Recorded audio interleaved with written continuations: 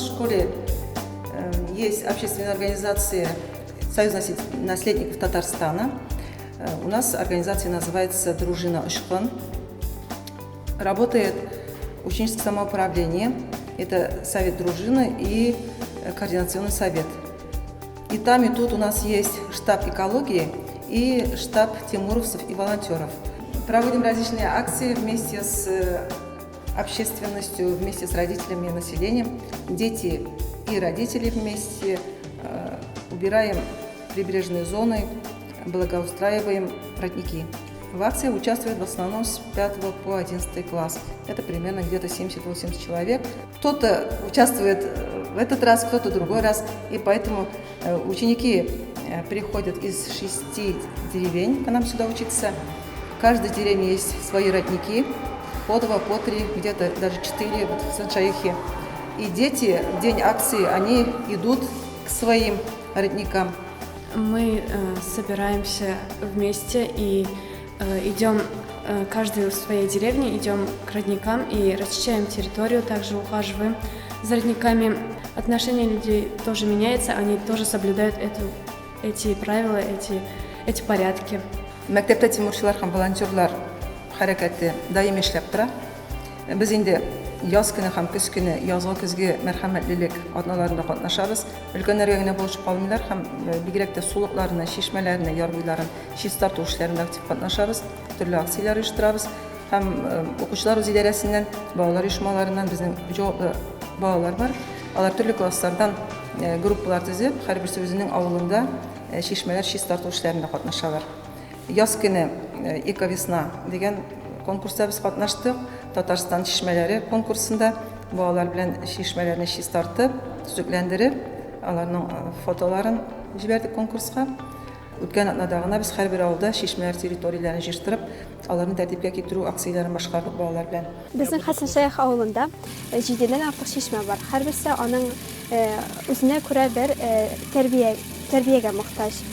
Авыл кешеләрдә чишмәләрне игътибарсыз калдырмый, алар артыннан җыштырырга тырышалар.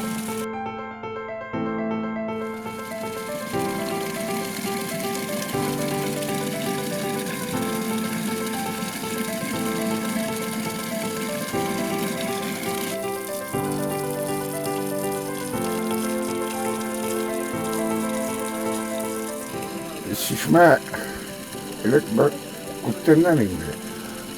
30-40 yıl bundayım. Bu mıdı halde oluyor şişme. Şişmeler bir hayal akılından aşağıya. Nasıl ki sonra 20 yıl içinde şişmeyi hallettik. Şişmemiz bir şişte, motor. İyi bir dakikada saklatmak çaldı. Bütün avul halkın su bilen tek iyiydi. Bunda suda kışı eğitesi. Bunda yana traslar saldırdılar. Hocalarımız yana trası negizinde suluk saması etkinliklerini götürdüler. İmbaranlı şişme, İzgüler şişmesini yaptılar. Avul yaralığından bile su şişmeden halık su içken. Hem bizde tuğup, bizde su şişmeden suunu çıkmata etkilerdiğinde bile. Bizning Apaz avul җирлегенә 6 авыл керә. Ошо 6 авылда безнең бик күп чишмәләребез бар. 6 авыл 3 авылның уртасыннан Шушма елгасы, Шәңгер һәм Межәм авылларына Сәрдә елгалары. Менә шушы чишмәләрне, сулыкларны саклау буенча безнең территориядә шактый эшләр башкарыла. Бу эшләргә килгән вакытта инде әйтик, соңгы елларда бигрәк тә чишмәләргә зур игътибар ителә. Чөнки безнең 5 авылда халык чишмә суы эчә. Чишмәләрне сулары чиста булсын, саф булсын, халык файдалансын өчен барлык чишмәләр дә каралып, чистартылып торыла. Бу эшләрдә безнең инде халык үзе актив катнаша дип әйтер идем. Андан соң инде мәктәп балаларына таянабыз. Инде культура учреждениеләре, бюджет учреждениеләре хезмәткәрләренең хезмәте бик зур бу эшләрдә. Менә инде соңгы елларда без менә шушы чишмәләрне чиста тоту буенча конкурстарда катнашып та, алдынгы орыннарда 2 ел элек кенә без «Эко-лидер» конкурсында 2нче урын алдык. Үзебезнең шушы чиста чишмәләргә, чиста сулыкларга карап, үзебез дә сокланабыз. Инде халыкның фикере соңгы елларда үзгәрде дип әйтәсем килә. Халыкның сулыкларны чиста саклау буенча да элек елга буйларында, яр буйларында күп чүп кисәкләре, чүпләр күп була торган иде. Хәзер алар бик сирәк күренеш. Менә бу эко-тәрбия, экологик тәрбия авыл халкы арасында да зур урын алып тора дип әйтәсем килә. Министерство экологии и природных ресурсов Республики Татарстан большое внимание уделяет экологическому образованию, просвещению и наведению порядка в наших населенных пунктах.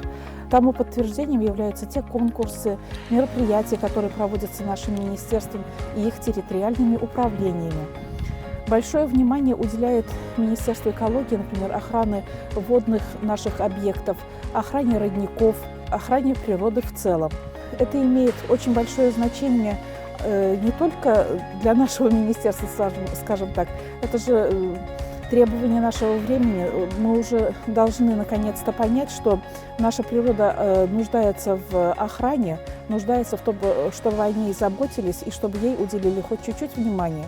Для этого совсем немного времени надо. Вот возьмем тех же школьников, волонтеров, которые ухаживают за родниками, наводят порядок в населенных пунктах своих, где проживают, с помощью своих наставников, учителей, с помощью руководства сельских поселений, например, они проводят большое количество мероприятий по благоустройству своих малых родин.